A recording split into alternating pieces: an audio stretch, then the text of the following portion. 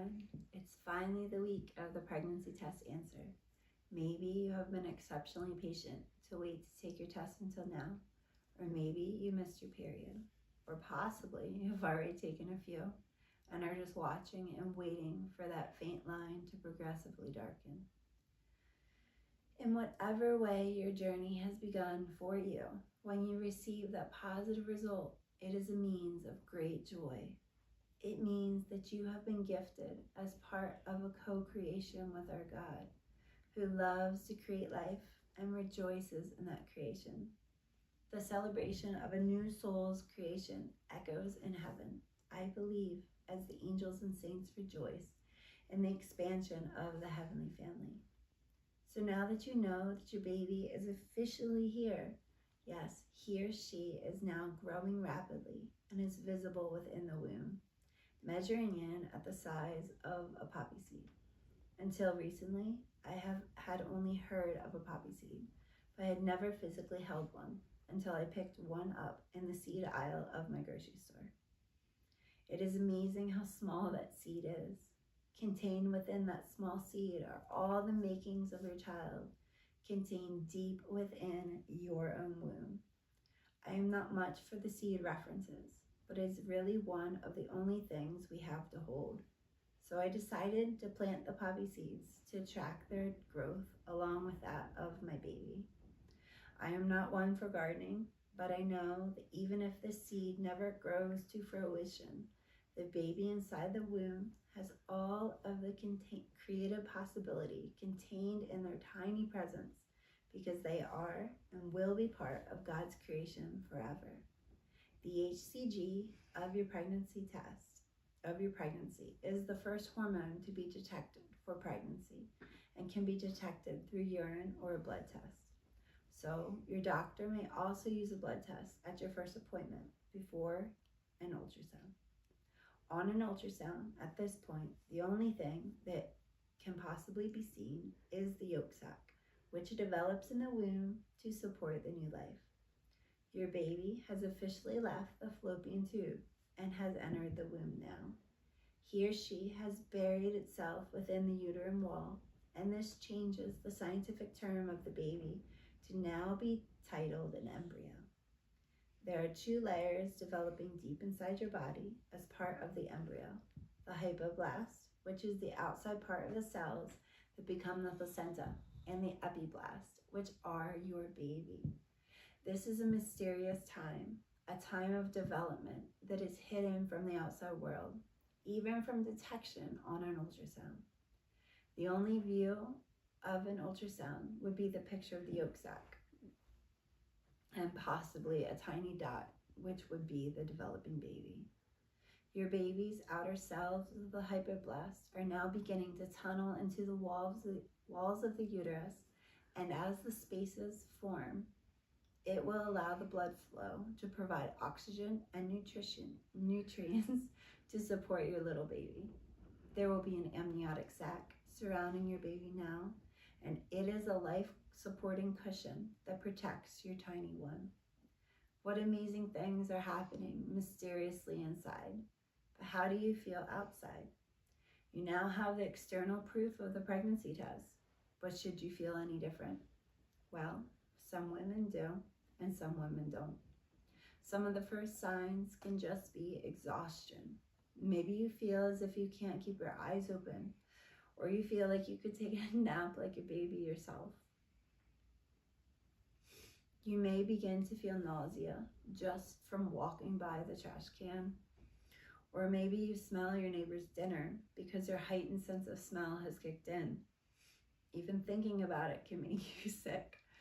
Most pregnancy symptoms will not kick in yet, but some women can start to experience them at this early point. Most, though, come over the next 2 weeks. Breast tenderness gradually as your body starts to change, and sometimes throughout your entire body, you may feel more sensitive to touch. Some women have mild to intense mood swings as hormones begin to kick in. Some women become more affectionate and crave closeness to their husband, whereas some women just want their boundaries respected because any movement, even the slightest touch, can make her feel worse. So please understand that all pregnancies are unique. Communication and respect are key to help the mother, as well as the father and relatives, to continue to feel loved. Although you cannot see a baby bump yet, especially if this is your first pregnancy, you may feel your pants feeling a little tight, like you had a big meal. You can try loose-fitting pants, and this can also help with nausea and begin with those prenatal vitamins. It is the best time for you to try to find the ones that work for you, because now, before the nausea really sets in, and trust me, you may not feel up to any big or small decisions in the coming weeks. My favorites are Now brand prenatals and Nordic Natural brand Ultimate Mega 2 times, because they are both packed with nutrition and do not have any fishy aftertaste, in addition to being easy to swallow. You may also feel cramping, and it is normal unless you notice bleeding, and then please find a doctor for evaluation. It can be normal to spot during early pregnancy from the implantation of the baby in the uterus, but please check with your doctor to be sure, because spotting really does mean a few drops of pink, not a heavy flow. It's important to remember that some doctors are driven by their own belief system or that of the medical association and are not looking at your pregnancy from a Catholic mindset. So don't be quick to take any medications without thoroughly researching yourself, and I will do my best to guide you with that, as I've learned in my own life, and I will include in additional videos. Many foods can have diverse effects on your digestive tract right now, so increase your fiber and become aware of any foods that may leave you feeling sicker. Eat slowly and more frequently, and if it helps, in smaller portions, as soon as nausea becomes a reality. But remember, small meals are easy on the stomach, but also can make you feel sick. Buy some Tums to have on hand, because this can provide some simple relief from heartburn or an upset stomach when that first time strikes. Please also remember that your baby is very susceptible to outside sources that can interfere with development. Steer clear of alcohol, smoking, both first and second hand, all drugs, and please check with your doctor or your pharmacist for if your prescriptions are pregnancy safe.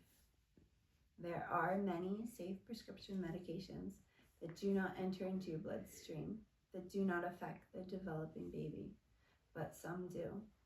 So please always speak with your doctor before starting or stopping a medication at any point in your pregnancy.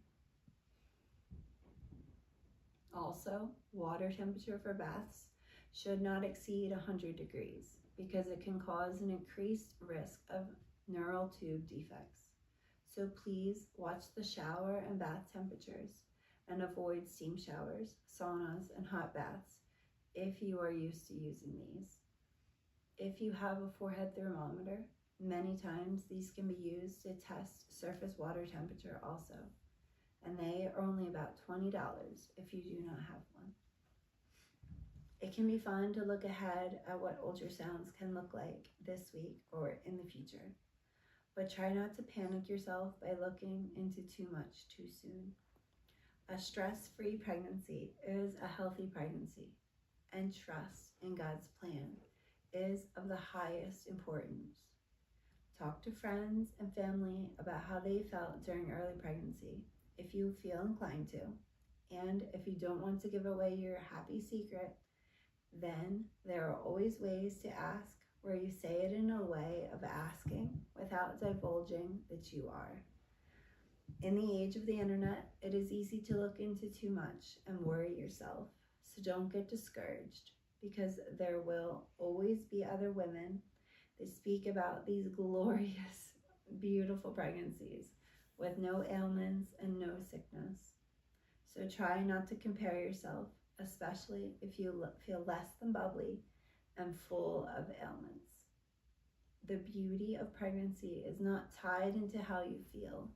It's connected to the glorious growing life within. Remember too, a lot of our parents and grandparents and aunts forget also what pregnancy really was like. So remember to take all advice as researched information, not of what will happen to you. In all research, you may find many opinions, positive, negative, and all within the middle spectrum. All information is valid, but that doesn't mean it will be your story. Pregnancy is a sacrifice of both mother and father for the child. Offer up your loving sacrifice to God, or maybe for a child that is in danger of abortion, or someone that needs your prayers. Don't waste the sacrifices by just enduring them or trying to avoid them. Bring hope and love from them as service for another.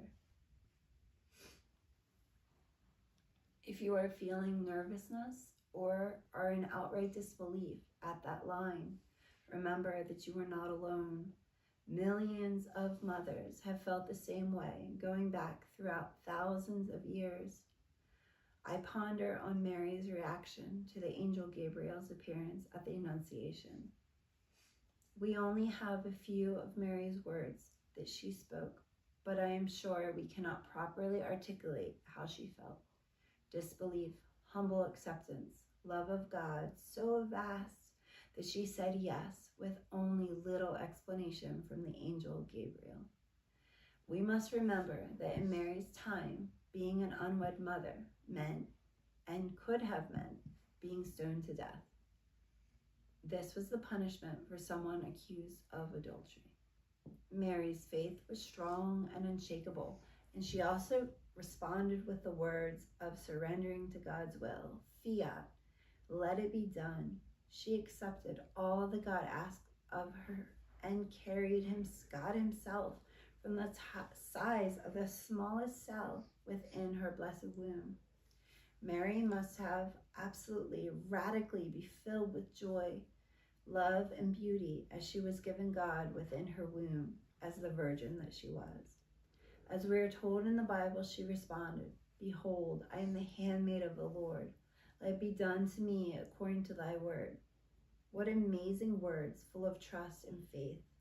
If Mary can respond with words of love and truth, so must we, no matter what our situation is. Yes, Mary's path was intrinsically different and knew her child's fate, that of being Jesus as the third person, or as the second person of the Blessed Trinity. Although she may not have known each path of his life from conception till death, she knew who he was. We as mothers are not privy to this, but we have the chance with each new life that we are given to build that child's character by teaching them about God, to show how a life can be lived by virtue, and to witness God's plan for our new child. We may not know what God's plan is for our own child, but God does. His plan may include this child to cure ailments as a doctor, to fight for all rights for life as a lawyer, or to be a simple soul that just exudes love and beauty that cannot be described. All life, from the lowly to the prominent, the disabled to the strong, the simplest to the wisest, is important to God and should be important to you. No matter the time that you have with your child, remember that your child was and is now created for something grand. And one of the first gifts you can give your child is the willful desire of baptism, to be part of the family of Christ forever and eternity.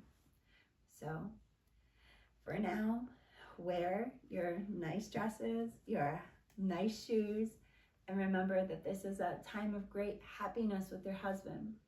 Rejoice together in thanksgiving. In Psalm 139, verse 13 to 15, it states, "For you formed my inward parts. You knitted me together in my mother's womb. I praise you, for I am wondrously made. Wonderful are your works. You know me right well. My frame was not hidden from you when I was being made in secret, intricately wrought in the depths of the earth."